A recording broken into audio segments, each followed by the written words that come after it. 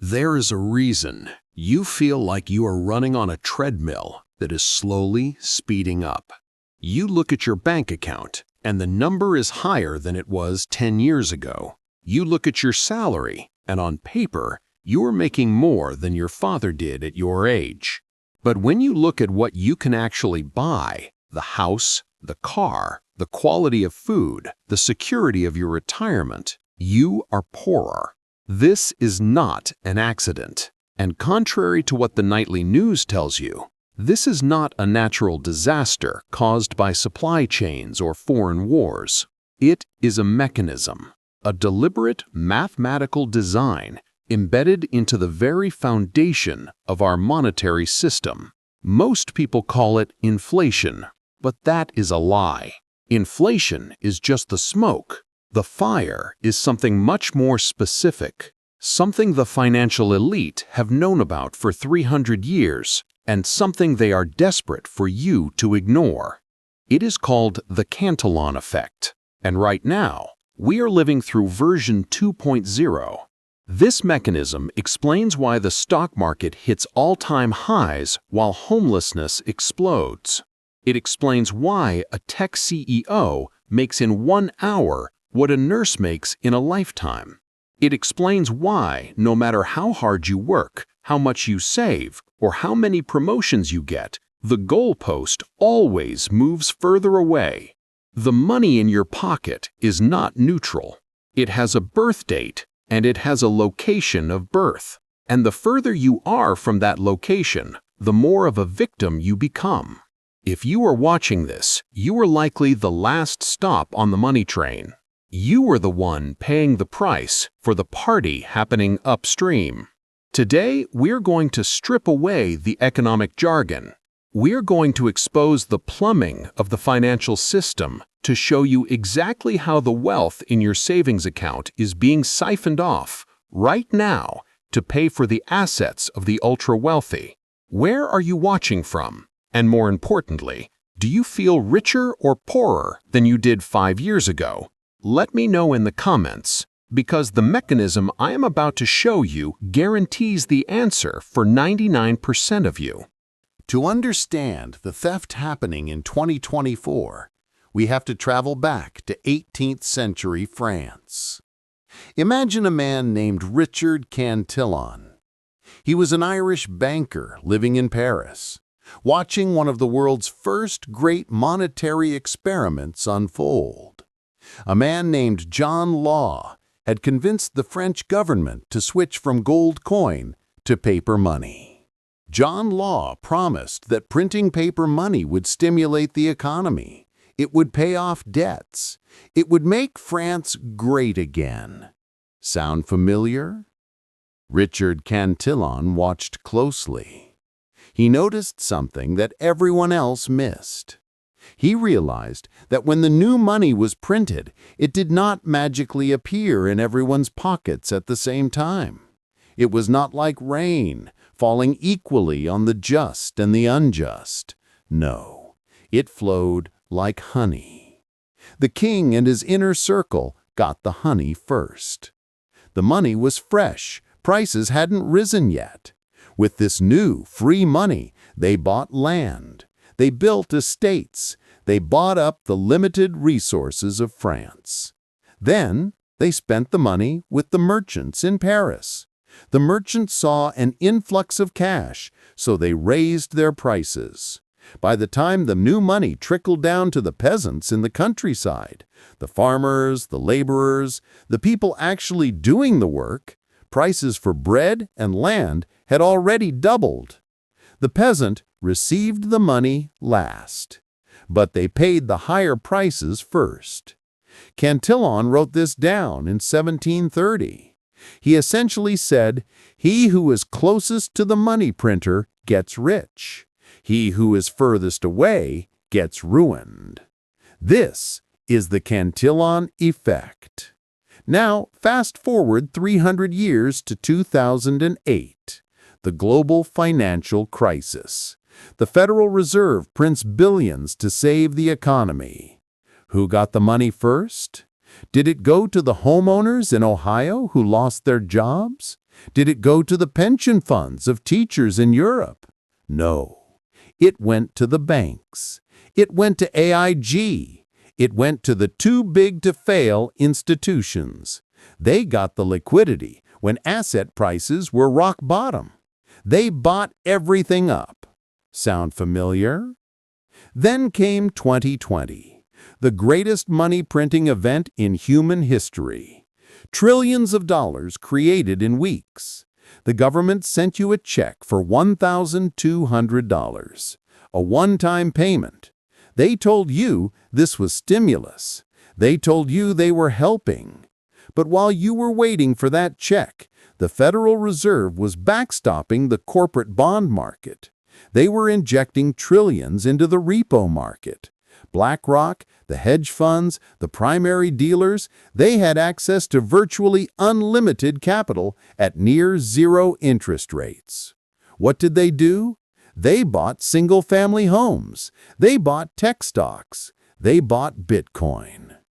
By the time that $1,200 check cleared in your bank account, the price of a median home in America had already started its vertical climb.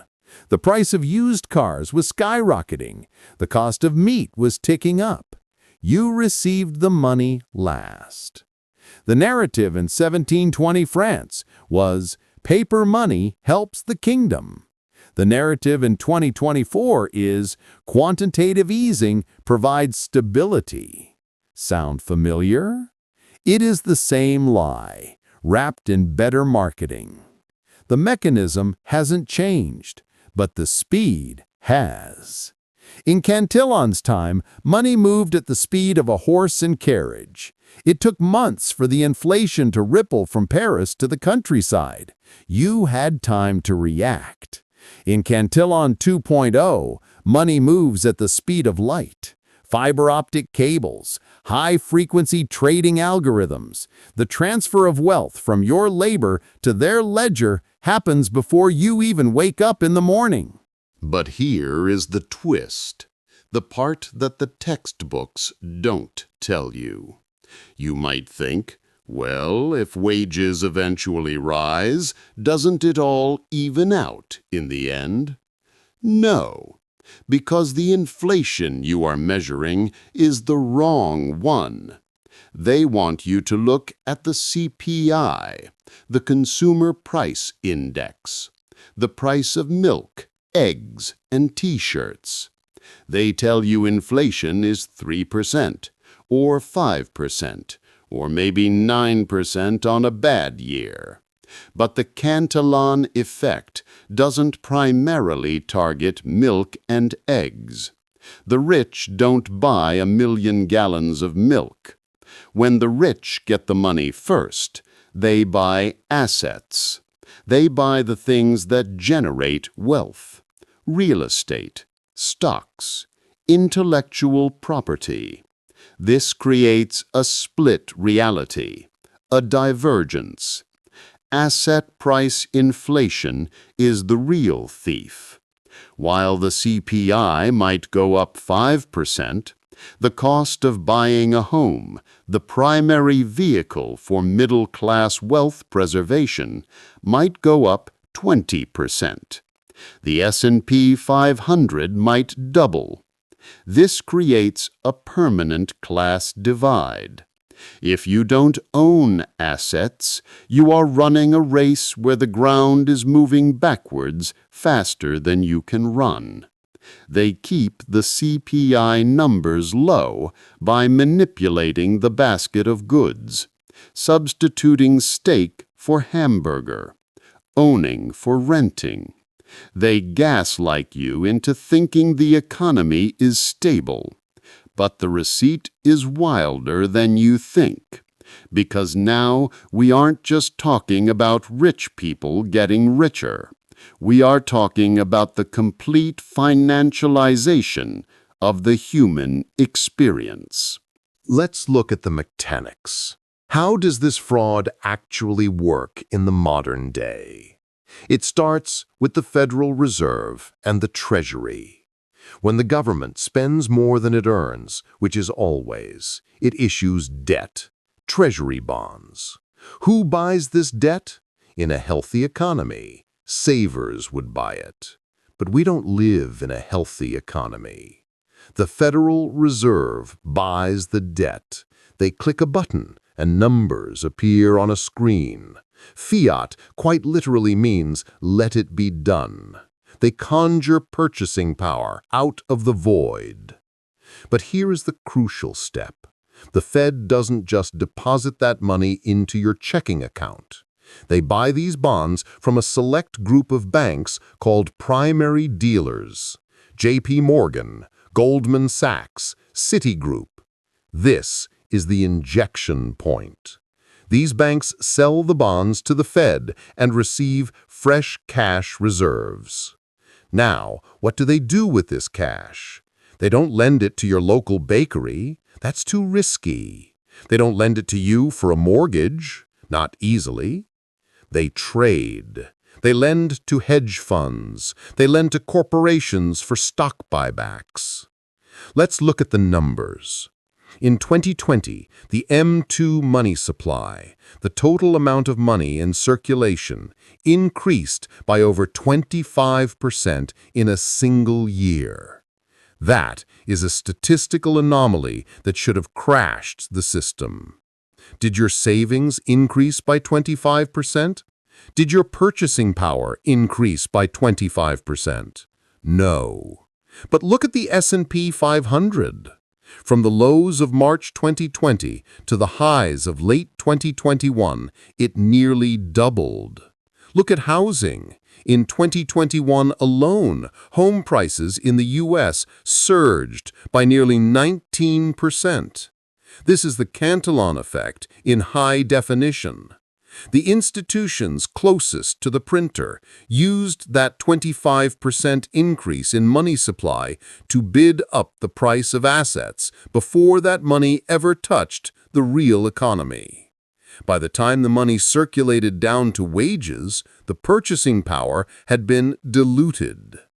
Let's talk about wages. This is where it hurts. Since 1971, the year we fully detached the dollar from gold, productivity has gone up.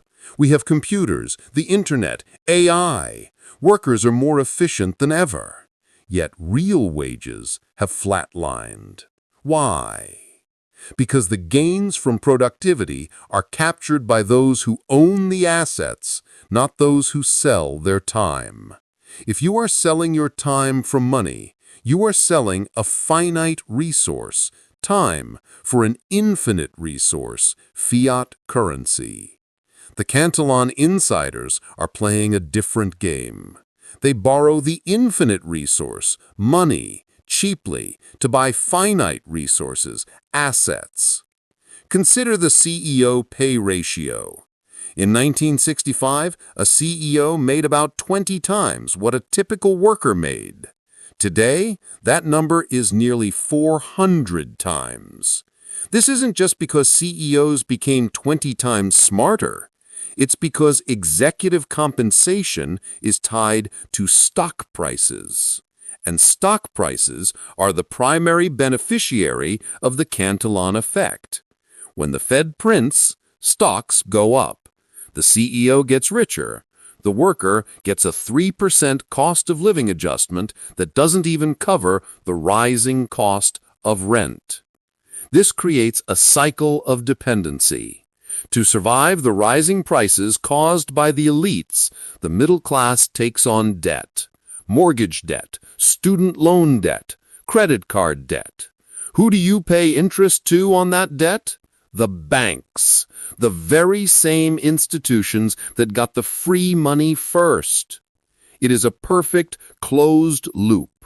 They get the money for free, they lend it to you at interest, you work to pay them back with money that is worth less every single day. And now, with Cantillon 2.0, technology accelerates this. In the past, real estate moved slowly. Now, private equity firms like BlackRock use algorithms to scan entire neighborhoods, instantly buying up single-family homes with cheap credit lines that you cannot access. They turn a nation of homeowners into a nation of renters. This is the subscription economy. You will own nothing and you will be happy. That isn't a conspiracy theory. It is the mathematical endpoint of the Cantillon Effect. If you cannot afford to buy assets because the printer pushes prices up faster than wages, you are forced to rent those assets from the people who stood next to the printer. We are approaching the end game of this cycle. The Cantillon Effect has stretched the wealth gap to a breaking point. History tells us that when the gap between the haves and the have-nots becomes this wide, society becomes unstable. The system is fragile. The elites know this.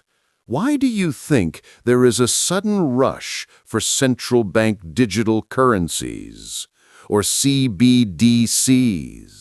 A CBDC is the ultimate Cantillon tool. It removes the delay. It gives the central planners direct control over the injection point.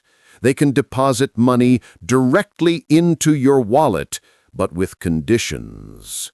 Expiration dates, spending limits.